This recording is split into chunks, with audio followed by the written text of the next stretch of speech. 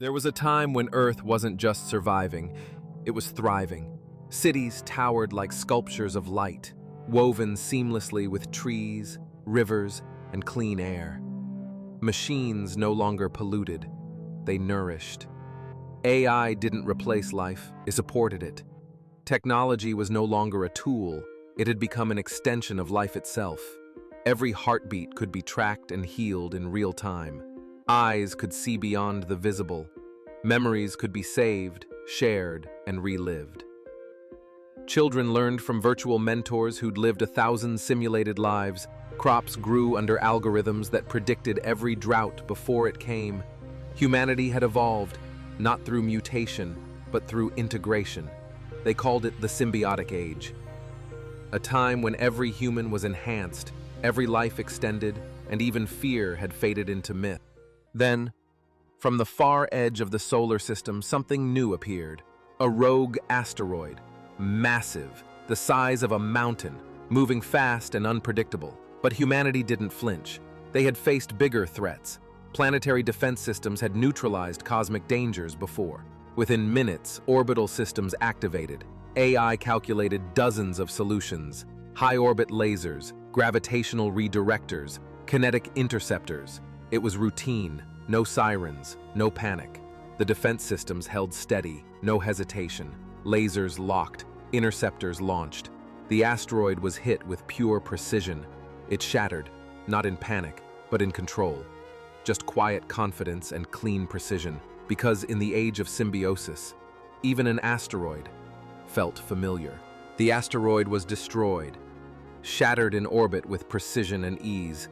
Earth's defense systems had worked flawlessly, once again proving that no threat was too big. Humanity exhaled, reassured, but relief was short-lived. Days after the impact, a strange heat began rising. Not gradual, not seasonal, exponential.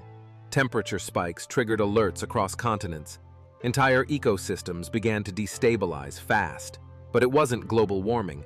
Nature was in balance. This was something new, something deeper. The asteroid hadn't struck Earth, but it had torn through something just as vital. A fragile, invisible shield, Earth's last atmospheric defense against the sun. The damage was surgical, precise, catastrophic. Yet even then, humanity did not panic. They had rebuilt oceans, they had reversed extinction. Surely they could repair the sky. Entire nations mobilized. Orbital engineers deployed healing gases. Climate drones released reflective mists to shield the Earth from radiation. Then came the artificial stratosphere, a synthetic veil of nanomaterial. A masterpiece of technology, woven to imitate the original atmospheric mesh. For a moment, it worked. Temperatures dipped, ecosystems stabilized. But within weeks, the layer destabilized under solar radiation. Its material burned away. The heat returned, fiercer, faster. They tried again, different compounds, fusion-bonded shields, mirror satellites to deflect sunlight. Each attempt failed. Some degraded too fast. Others tore apart under solar winds. It was like trying to seal a cracked glass dome with paper, and time was slipping away. For the first time in the symbiotic age, technology couldn't keep up. Earth was dying, and if life was to survive, it had to leave. Earth had given humanity everything: a home, a cradle for life, and a platform for the most advanced civilization the galaxy had ever seen.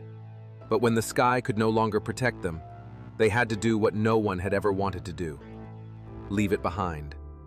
Leaders and scientists from every nation came together, not to fight the heat, but to outrun it.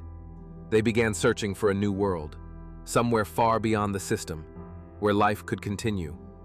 While research continued, Earth's greatest minds focused on something else: building the next version of humanity. Cyborgs, not robots, not copies, but human AI hybrids, capable of surviving space, thinking beyond human limits, adapting to the unknown. Ships were built, massive fleets, each one capable of carrying thousands. enough to restart civilization if needed. Everything was planned. Everything was prepared. And then, humanity left its birthplace. One by one, the ships lifted into orbit, not in chaos, but in calm, coordinated harmony. The Earth below was still beautiful, but distant. There were no tears, only silence and hope. They had failed to save the atmosphere, but they wouldn't fail to survive. This was only the beginning. The ships moved together as one massive fleet. Systems sync, populations stable. But then came the first time jump, faster than light travel. Their first step beyond the familiar. And when they arrived, a few ships were gone. No distress call, no trace, just silence.